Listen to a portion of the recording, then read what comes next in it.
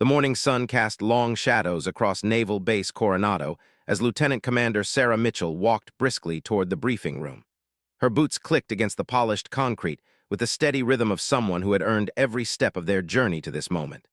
At 32, she commanded respect not just through her rank, but through the scars that told stories of missions most people would never hear about.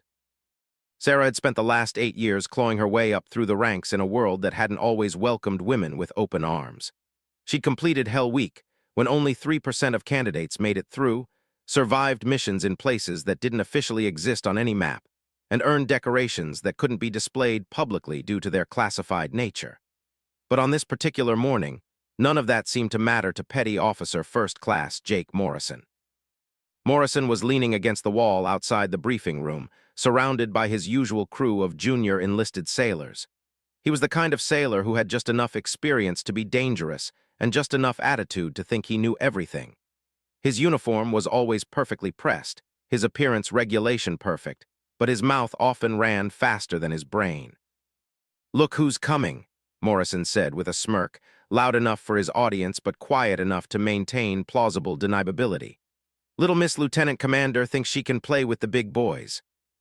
The sailors around him shifted uncomfortably. Most of them knew better than to engage in this kind of talk, especially about an officer, but Morrison had a way of drawing people into his orbit whether they wanted to be there or not. Sarah heard the comment but kept walking.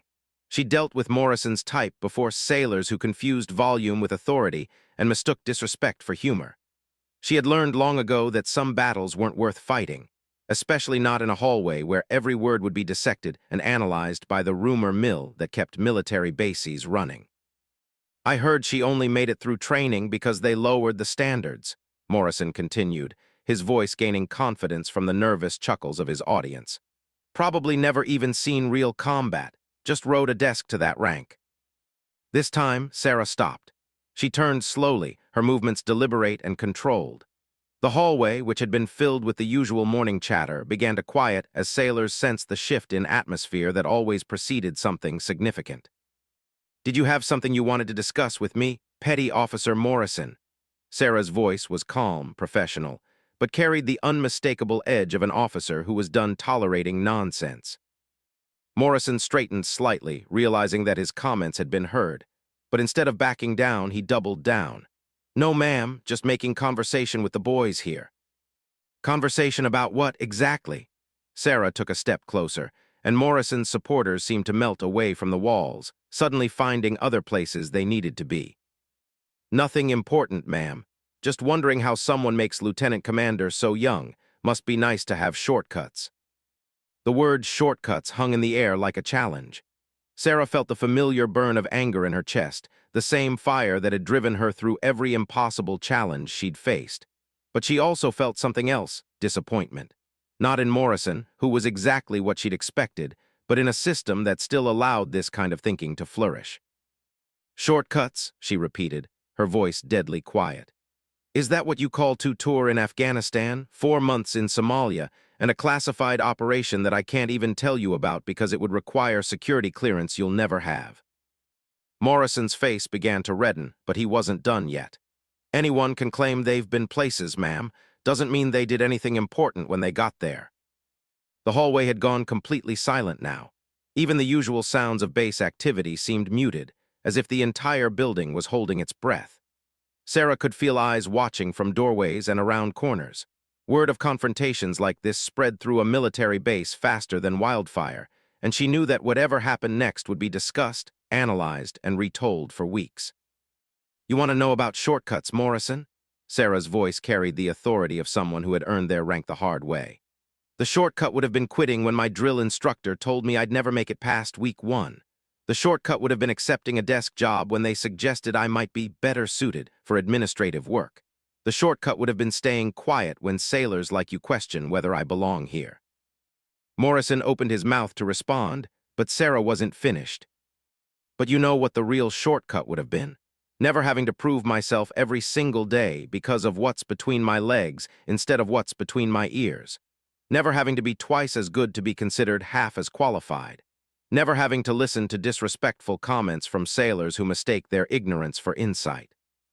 The silence stretched on, broken only by the distant sound of helicopters conducting training exercises over the Pacific. Morrison looked around for support from his friends, but found only empty spaces where they had been standing moments before. "I suggest you think very carefully about your next words, Petty Officer Morrison," Sarah continued, "because I promise you they will be the last disrespectful ones you speak in my presence." Morrison's jaw worked silently for a moment, his face cycling through several shades of red. Finally, he managed, "Yes, ma'am." But Sarah could see in his eyes that this wasn't over. Morrison was the type who would simmer and plot, who would find other ways to express his displeasure with having to show respect to a female officer. She dealt with his kind before, and she knew that public confrontations rarely changed minds, they just drove the behavior underground. As she turned to continue toward the briefing room, Sarah caught sight of someone else who had been watching the exchange. Captain Robert Hayes stood in the doorway of his office, his expression unreadable. Hayes was old-school Navy, a veteran of conflicts that weren't discussed in polite company, and Sarah wasn't entirely sure where he stood on issues of women in combat roles. Hayes had been stationed at Coronado for 3 years, but Sarah had never worked directly under him. She knew his reputation, fair but demanding, traditional but not inflexible. What she didn't know was whether he would view her confrontation with Morrison as appropriate leadership or unnecessary drama. Their eyes met for a brief moment across the hallway. Hayes gave her the slightest nod, acknowledgement, perhaps, or maybe just recognition that he'd witnessed the exchange. Then he disappeared back into his office, leaving Sarah to wonder what, if anything, would come of this moment. As Sarah finally reached the briefing room, she couldn't shake the feeling that something significant had just occurred. Not just the confrontation with Morrison, though that was important enough, but the way Hayes had watched, the way he'd nodded, suggested that this morning's events might have wider implications than she'd initially thought. Inside the briefing room, the usual pre-meeting chatter died down as Sarah took her seat. She could feel the curious glances from other officers who had clearly heard about the hallway incident through the base's lightning-fast gossip network. But there was something else in their expressions, a kind of anticipatory tension, as if they were all waiting for the other shoe to drop. Sarah opened her briefing folder and tried to focus on the day's agenda, but her mind kept returning to Morrison's words and Hayes' silent observation. She'd fought too many battles to let one disrespectful petty officer ruin her day, but she also knew that these kinds of incidents had a way of escalating beyond their original scope. What she didn't know was that Captain Hayes was already making phone calls, and that Morrison's morning was about to take a turn that none of them could have anticipated. Captain Robert Hayes closed his office door and walked to his desk with the measured pace of a man who had made difficult decisions in difficult places. At 54, he carried himself with the quiet confidence that came from 3 decades of naval service, including tour that had taken him from the Persian Gulf to the South China Sea. His office walls were lined with commendations, photographs, and mementos from a career that had seen the Navy evolve from the force he'd joined as a young ensign to the modern military it had become. Hayes had observed the hallway confrontation between Lieutenant Commander Mitchell and Petty Officer Morrison with more than casual interest. He'd been watching Morrison for weeks, noting the pattern of comments, the subtle undermining, the way the petty officer seemed to take particular pleasure in questioning authority when that authority wore a female face. The captain reached for his secure phone and dialed a number he knew by heart. "Master Chief Rodriguez speaking." "Master Chief, it's Captain Hayes. I need you in my office immediately, and bring Morrison's service record." "Yes, sir. Should I bring coffee, sir? This sounds like it might be a long conversation." Hayes almost smiled. Rodriguez had been his right hand for 2 years, and the Master Chief had an uncanny ability to read between the lines of seemingly simple requests. "Make it strong, Master Chief, and close the door when you get here." 15 minutes later, Master Chief Rodriguez sat across from Hayes' desk. Morrison's file spread between them. Rodriguez was a career sailor who had earned his stripes the hard way, coming up through the enlisted ranks when the Navy was a very different place. He'd seen the service change, evolve, and hopefully improve over his 26 years of service. "Tell me what you see when you look at this file, Master Chief," Hayes said, gesturing toward the papers. Rodriguez studied the documents carefully. Good sailor, technically, scores well on his evaluations, keeps his nose clean officially. But, he paused, choosing his words carefully. But he's got a reputation, sir. Nothing that would show up in an official report, but the kind of reputation that makes good sailors request transfers away from his unit. Hayes nodded. What kind of reputation? The kind where he somehow always knows which officers had disciplinary issues in their past, or which ones got their promotions through what he considers alternative means. The kind where female sailors find reasons to avoid working directly with him, and male sailors either join his circle or stay as far away as possible. And you've observed this personally.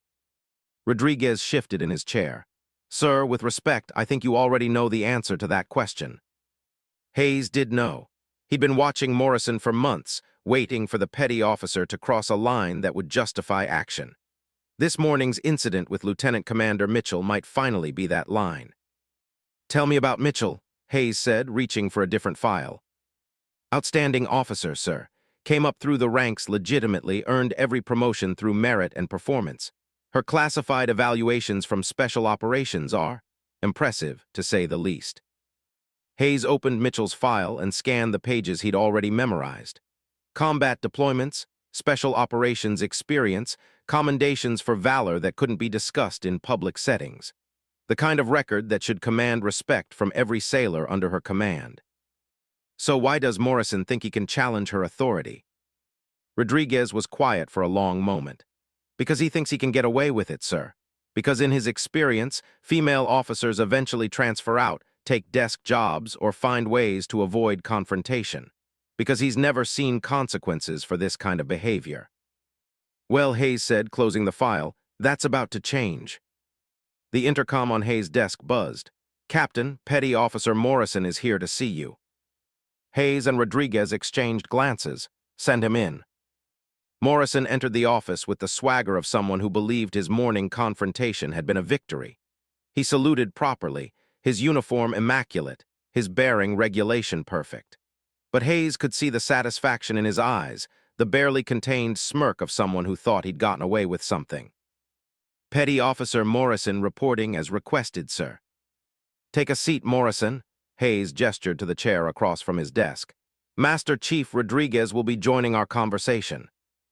Morrison's confidence flickered for just a moment as he noticed Rodriguez's presence and the files spread across the captain's desk. But he recovered quickly, settling into the chair with practiced ease.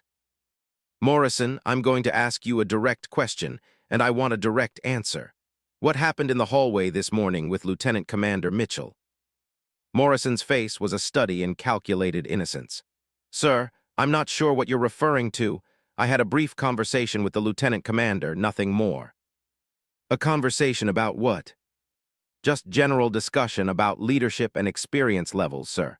Professional conversation between sailors. Hayes leaned back in his chair, studying Morrison's face. Professional conversation.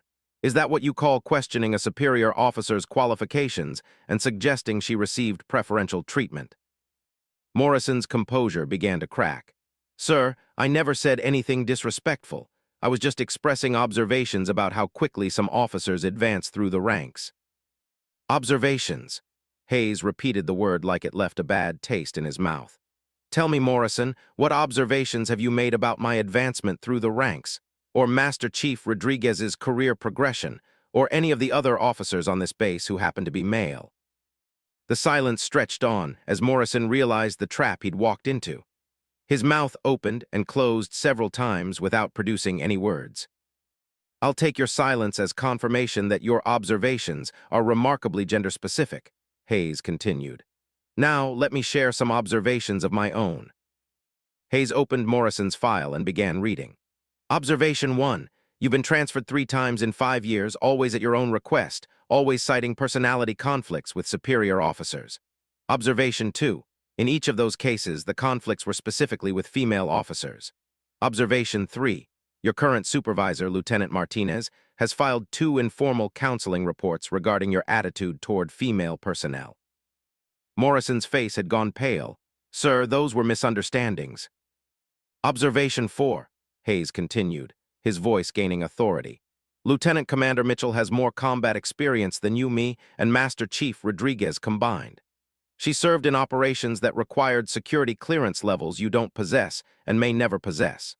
Her record of service includes commendations for actions that saved American lives in circumstances you can't imagine because they remain classified.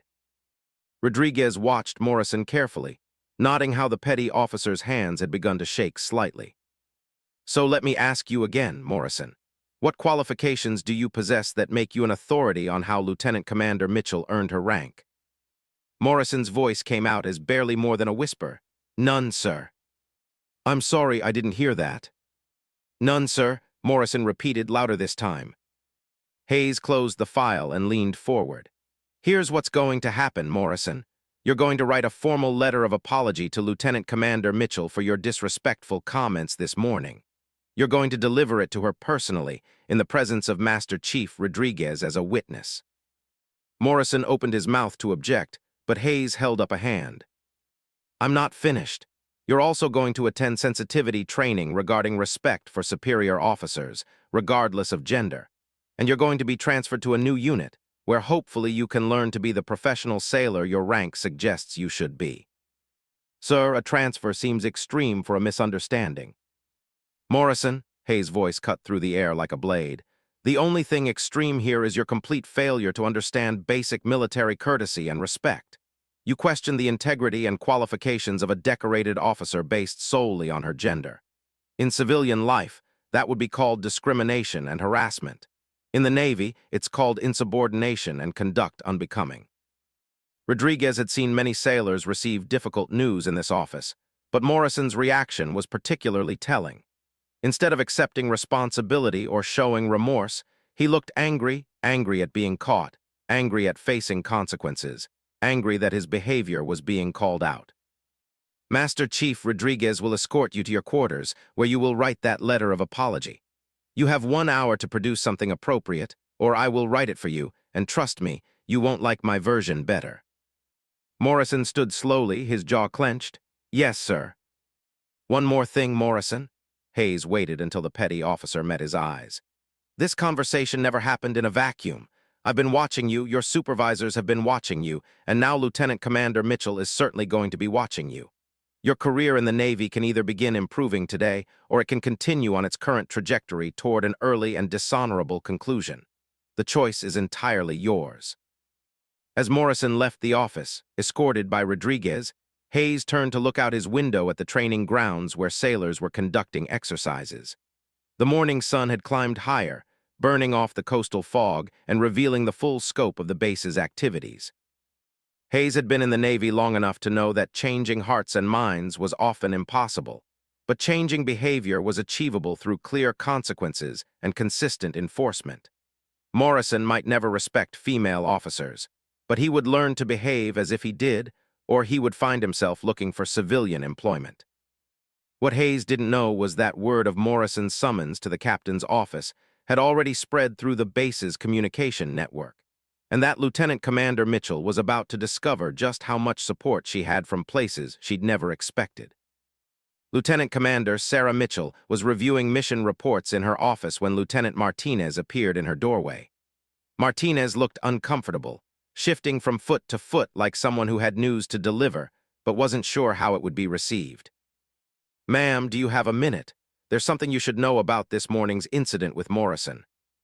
Sarah looked up from her computer screen, noting the tension in Martinez's posture. Come in and close the door. What's on your mind? Martinez took a seat across from Sarah's desk and ran a hand through her hair.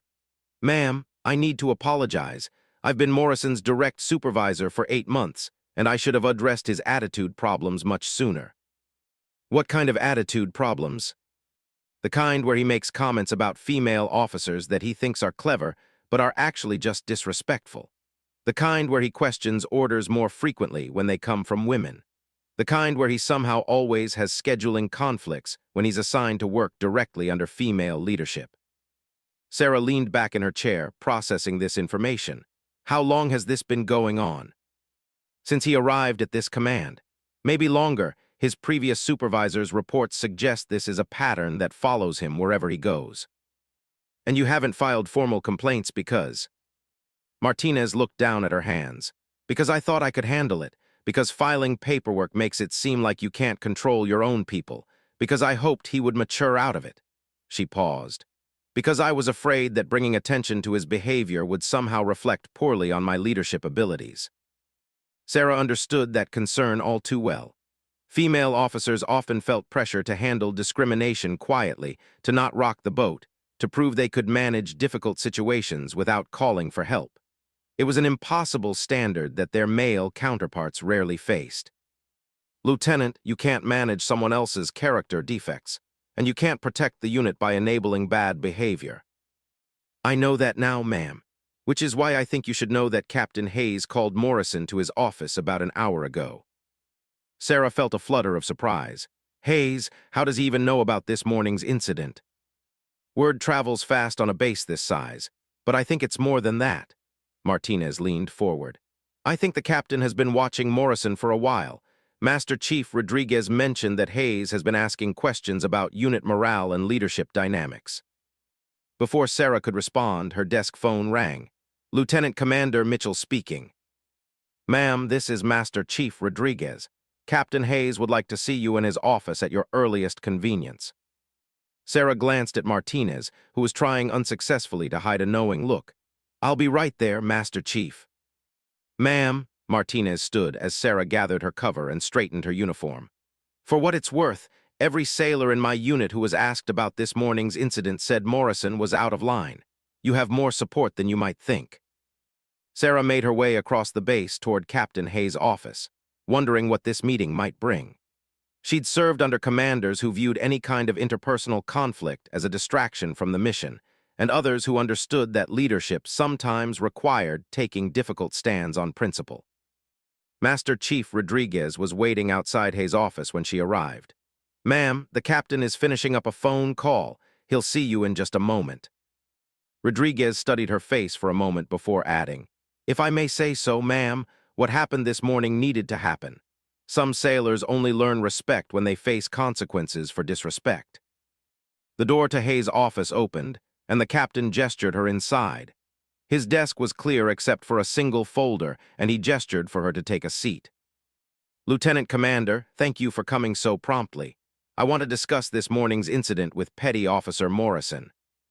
Sarah kept her expression neutral. Yes, sir. First, I want to be clear that you handled the situation appropriately. Morrison was disrespectful and insubordinate, and you addressed it with the professionalism I would expect from an officer of your rank and experience. Hayes opened the folder on his desk. However, I want you to understand that Morrison's behavior this morning was not an isolated incident. It's part of a pattern that I've been monitoring for some time. Sir, Morrison has a history of questioning female officers in ways he never questions male officers. He has a pattern of making comments that walk right up to the line of actionable insubordination without quite crossing it. Until this morning.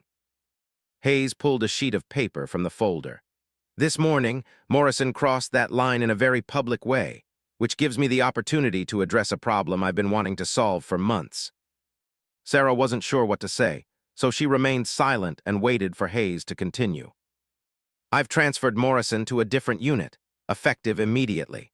He's also been ordered to write you a formal letter of apology, which he will deliver personally under Master Chief Rodriguez's supervision. Sir, that seems like strong action for one incident. Hayes leaned forward. Lieutenant Commander, it's not about one incident. It's about the cumulative effect of allowing disrespectful behavior to continue unchecked. It's about the message we send to other sailors when we tolerate discrimination, even subtle discrimination. He closed the folder and looked directly at Sarah. I've read your service record, all of it including the classified portions. Your record shows the kind of dedication, competence, and courage that this Navy needs more of, not less of. Any sailor who can't see that isn't someone I want in my command. Sarah felt a wave of unexpected emotion. In her years of service, she'd grown accustomed to fighting her battles alone, to proving herself repeatedly without external validation. Having a senior officer not just recognize her contributions, but actively defend them was both gratifying and slightly overwhelming. Thank you, sir. That means more than you might realize. It shouldn't have to mean anything, Hayes replied. Recognizing merit should be automatic, not noteworthy, but until we get to that point, I want you to know that you have support from this command. Hayes stood and moved to the window, looking out at the base where sailors were conducting their daily duties. I've been in the Navy for 30 years, Lieutenant Commander. I've seen it change in many ways, most of them for the better. But change doesn't happen automatically. It happens because people decide to make it happen. He turned back to face her. Morrison will deliver his apology letter this afternoon. After that, I don't want you to give him another thought. Focus on the mission, focus on the sailors who deserve your leadership, and let me worry about the ones who don't understand what professionalism looks like. As Sarah prepared to leave, Hayes added one more thing. I'm recommending you for the Advanced Leadership course at the Naval War College. Your name came up in a discussion about officers who show exceptional promise for senior command positions. Sarah stopped at the door, surprised by this unexpected news. Sir, I don't know what to say. Say you'll continue to be the kind of officer this Navy needs. Say you'll continue to set the example for others to follow. Walking back to her office, Sarah reflected on the morning's events. She'd started the day expecting to deal with routine briefings and administrative tasks. Instead, she'd confronted disrespect, received unexpected support, and learned about opportunities she hadn't known were available. But perhaps most importantly, she'd been reminded that she wasn't fighting these battles alone. For every Morrison who questioned her qualifications, there were officers like Hayes who recognized her worth and were willing to defend it. Back at her office, Lieutenant Martinez was waiting with the afternoon's schedule. How did the meeting with Captain Hayes go, ma'am? Better than expected, Sarah replied. Much better than expected. What neither of them knew was that Morrison's transfer was already being discussed throughout the base, and that the message being sent was much louder and clearer than anyone had anticipated. Word was spreading that Captain Hayes had taken decisive action to support one of his officers, and that pattern of behavior would not be tolerated in his command. The afternoon was about to bring even more surprises, as Morrison prepared to deliver his letter of apology and face the consequences of underestimating both Lieutenant Commander Mitchell and the chain of command that supported her. At exactly 1400 hours, Master Chief Rodriguez escorted Petty Officer Morrison to Lieutenant Commander Mitchell's office. Morrison carried a sealed envelope in his hand, his face a mask of barely controlled resentment. Rodriguez had watched the petty officer struggle to write an acceptable apology letter for over an hour, rejecting 3 drafts that were more defensive justification than genuine remorse. Sarah looked up from her desk as they entered her office. Morrison's body language spoke volumes. His shoulders were rigid, his jaw clenched, and his eyes held the cold anger of someone who felt wronged rather than corrected. Rodriguez positioned himself where he could observe both sailors clearly, his presence serving as both witness and subtle reminder of the gravity of the situation. Lieutenant Commander Mitchell, Morrison began, his voice carefully controlled. I was instructed to deliver this letter of apology for my comments this morning. He extended the envelope toward her, but Sarah didn't immediately take it. Instead, she studied his face, noting the absence of any genuine contrition. Before you give me that letter, Petty Officer Morrison, I want you to understand something. An apology isn't just words on paper. It's an acknowledgement of wrongdoing and a commitment to change behavior. Morrison's grip tightened on the envelope. Ma'am, I've written what was requested. That's not what I asked. Sarah's voice carried the authority of someone who had commanded respect in far more dangerous situations than a base office. I asked if you understand what an apology means. Rodriguez watched the exchange with professional interest. He'd seen many forced apologies over his career, and he could usually predict within the first few sentences whether they represented genuine remorse or mere compliance with orders. Morrison cleared his throat. Ma'am, I understand that my comments this morning were inappropriate and disrespectful. I was wrong to question your qualifications and experience. The words came out like a rehearsed speech, technically correct but emotionally hollow. Sarah could hear the resentment underlying each syllable, the sense that Morrison felt he was the victim of an unfair punishment rather than the perpetrator of inappropriate behavior. She took the envelope and set it on her desk without opening it. Morrison, I want you to understand something about leadership and respect. They're not earned through rank alone, and they're not lost because of gender, race, or any other characteristic that has nothing to do with competence. Morrison nodded stiffly. Yes, ma'am. I also want you to understand that your behavior this morning didn't just affect me. It affected every sailor who witnessed it, every female service member who heard about it, and every person who expects professionalism from their Navy. Rodriguez noted how Morrison's hands had clenched into fists at his sides. The petty officer was struggling to maintain his composure, clearly fighting against impulses to argue or justify his actions. Do you understand the impact of your words, Morrison? Yes, ma'am, the response came through gritted teeth. Sarah leaned back in her chair, studying Morrison's face. She dealt with his type before sailors who offered surface compliance while harboring deep resentment. In her experience, these encounters rarely produced genuine change, but they could establish clear boundaries for future behavior. Let me be very clear about expectations going forward, Sarah continued. Professional respect isn't optional. It's not dependent on whether you personally agree with someone's presence in a particular role. It's a basic requirement of military service. Morrison nodded again, but Sarah could see the anger simmering behind his eyes. Master Chief Rodriguez tells me you're being transferred to a new unit. I hope you'll take this opportunity to reset your approach to leadership and respect. Yes, ma'am, will that be all? The dismissive tone wasn't lost on anyone in the room. Rodriguez stepped forward slightly, his presence serving as a reminder that insubordination had already gotten Morrison into enough trouble for one day. Actually, no, that's not all. Sarah stood up, her movement causing Morrison to instinctively straighten to attention. I want you to hear something from me directly, not filtered through rumors or assumptions. She walked around her desk to stand directly in front of Morrison, close enough that he couldn't avoid her gaze. I didn't get my rank through shortcuts, preferential treatment, or lowered standards. I earned it through the same blood, sweat, and sacrifice as every other sailor in this Navy. I've been shot at, blown up, and tested in ways that most people can't imagine. I've carried wounded soldiers to safety, made decisions under fire that saved American lives, and led missions that will never be publicly acknowledged. Morrison's face had gone pale, but Sarah wasn't finished. More importantly, none of that should matter to you.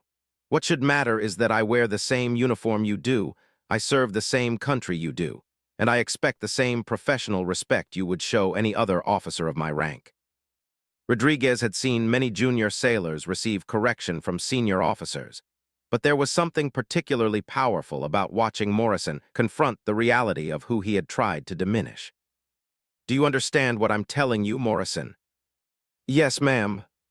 Good, because while you're writing letters of apology and attending sensitivity training, I'll be focusing on the mission and the sailors who understand what service means. Sarah returned to her desk and finally opened the envelope Morrison had delivered. She read the letter quickly, nodding its technically correct but emotionally distant language. This letter is acceptable, she said, setting it aside. Master Chief Rodriguez, please escort Petty Officer Morrison to his new assignment.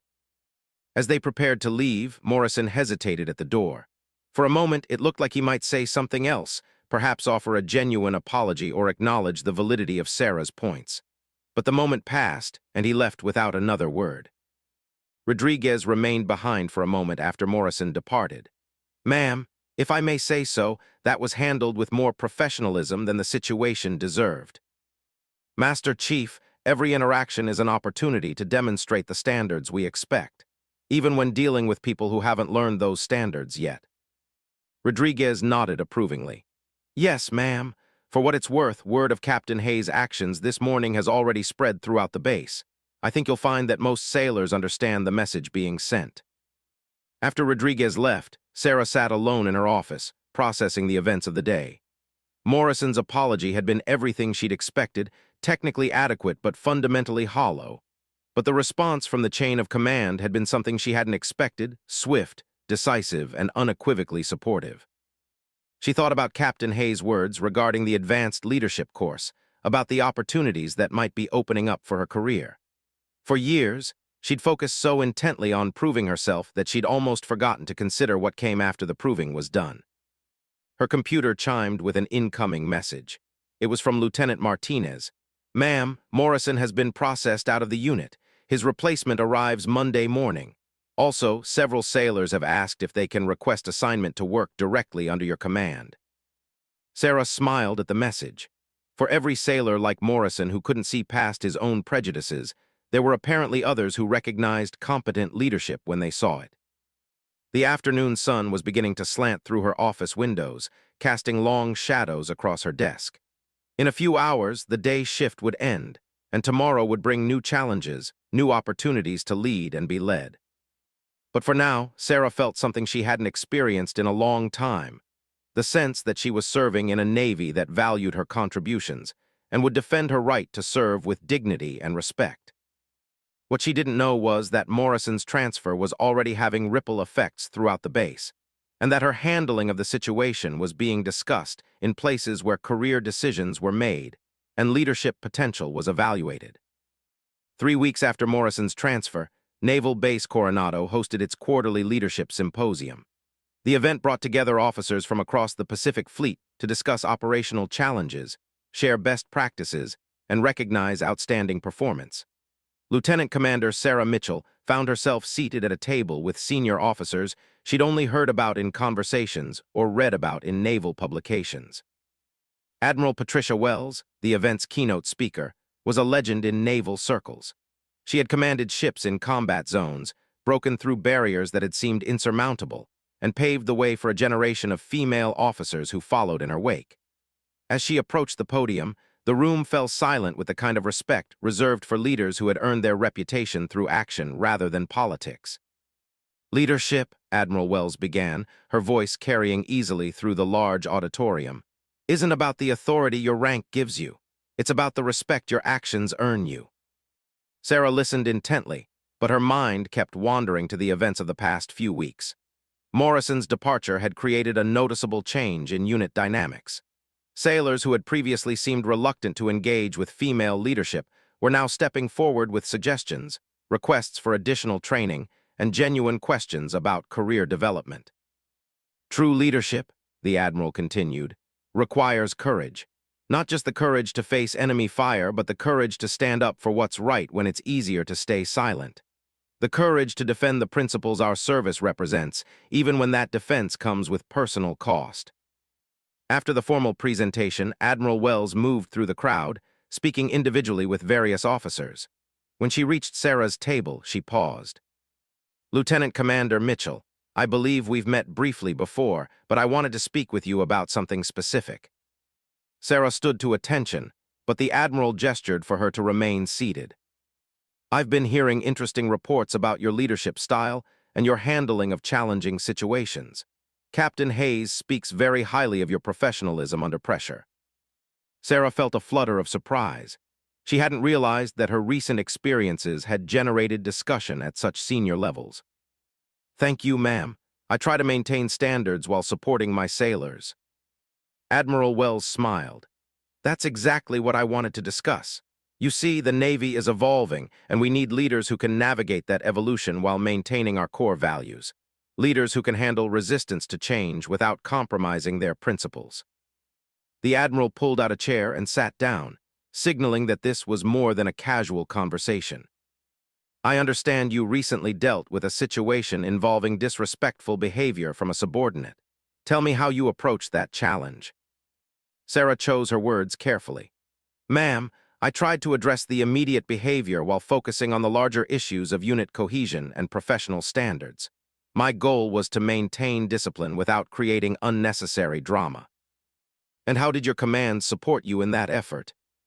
"Captain Hayes and Master Chief Rodriguez provided exactly the kind of leadership I would hope for in that situation.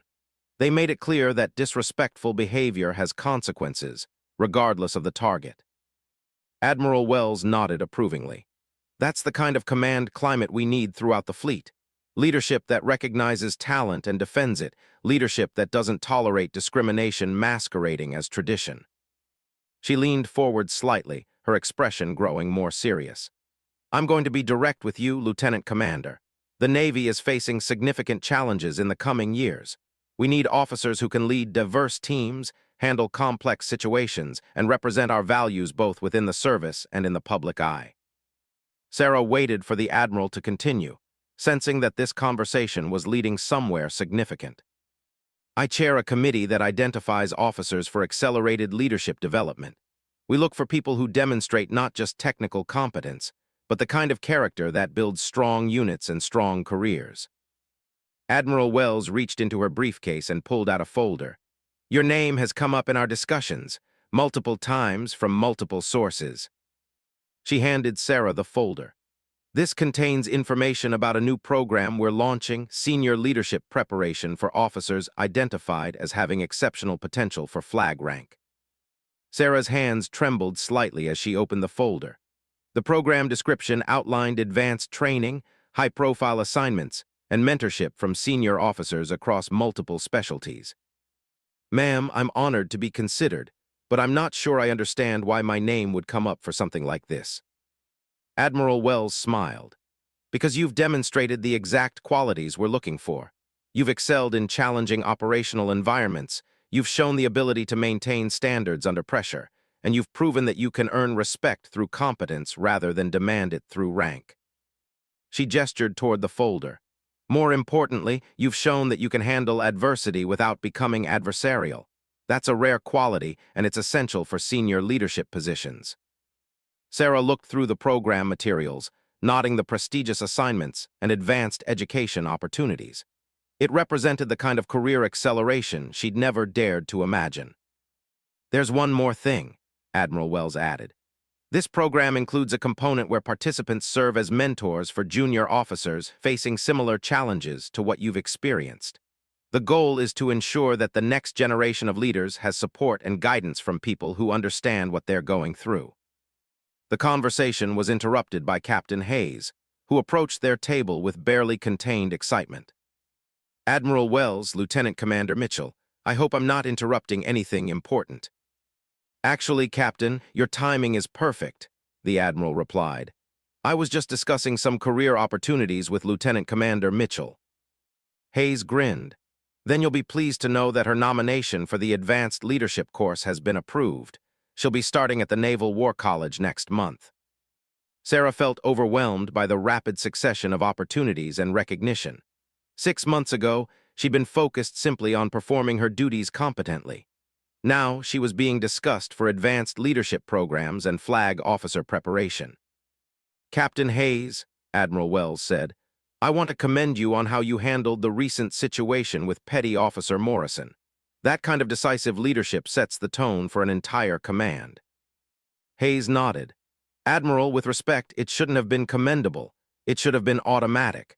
We can't expect our best officers to prove themselves repeatedly because some sailors can't adapt to a changing Navy. Exactly, Admiral Wells replied.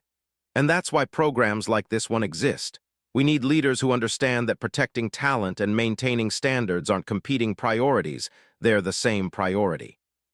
As the symposium concluded and officers began to disperse, Admiral Wells turned back to Sarah. Lieutenant Commander, I want you to think seriously about this opportunity. The Navy needs officers who can lead with both competence and character. Based on everything I've heard and observed, you represent exactly what we're looking for in future senior leadership. Walking back to her quarters that evening, Sarah reflected on the extraordinary day. What had started as a routine professional development event had become a conversation about possibilities she'd never seriously considered. Her phone buzzed with a text message from Lieutenant Martinez. Ma'am, heard through the grapevine that you had some interesting conversations today. The unit is proud of you, and we're excited to see where your career goes from here. Sarah smiled at the message. Throughout her career, she'd focused on earning the respect of the sailors she led directly. She'd never considered that her leadership style and professional approach might have value beyond her immediate unit. As she entered her quarters, Sarah thought about Admiral Wells' words regarding mentorship and supporting the next generation of officers. Perhaps the most important outcome of recent events wasn't the career opportunities they'd created for her, but the example they'd set for other sailors facing similar challenges. The folder Admiral Wells had given her sat on her desk, representing possibilities that seemed both exciting and daunting.